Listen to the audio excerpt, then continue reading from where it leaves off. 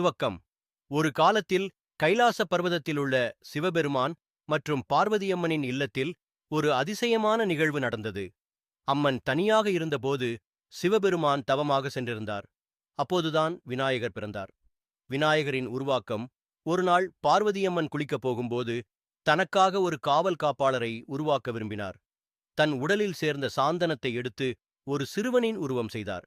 அவனுக்கு உயிர் கொடுத்து, "நீ என் மகன், என் வீட்டை யாரும் வரவிடக்கூடாது" என்றார். சிவபெருமான் வருகை. சிவபெருமான் தியானம் முடித்து வீடு திரும்பினார். வீட்டின் வாசலில் அவனை யாரோ சிறுவன் தடுத்தார்.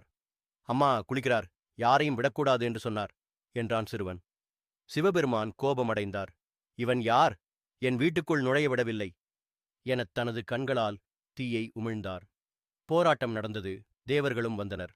ஆனால் அந்த சிறுவனை யாராலும் வெல்ல முடியவில்லை. தலை வெட்டப்படும் தருணம். இறுதியில் சிவபெருமான் தனது திரிசூலத்தால் சிறுவனின் தலையை வெட்டினார். பார்வதியம்மன் வெளியே வந்து பார்த்ததும் மிகுந்த சோகமடைந்தார். "நீ என் மகனைக் கொன்றுவிட்டாய்" என்று அழுதார். மரணம் மற்றும் மறுஜன்மம். சிவபெருமான் தன் தவறை உணர்ந்தார். "உன் மகனுக்கு உயிரளிக்கிறேன்" என்று கூறி நந்திக்கிடம் சொன்னார். "முன்னால் வரும் முதன் மிருகத்தின் தலை கொண்டு வா." நந்தி காட்டு வழியில் ஒரு யானையை சந்தித்தான். அதன் தலை கொண்டு வந்தான். சிவபெருமான் அந்த யானை தலை வைத்து சிறுவனுக்கு உயிரளித்தார்.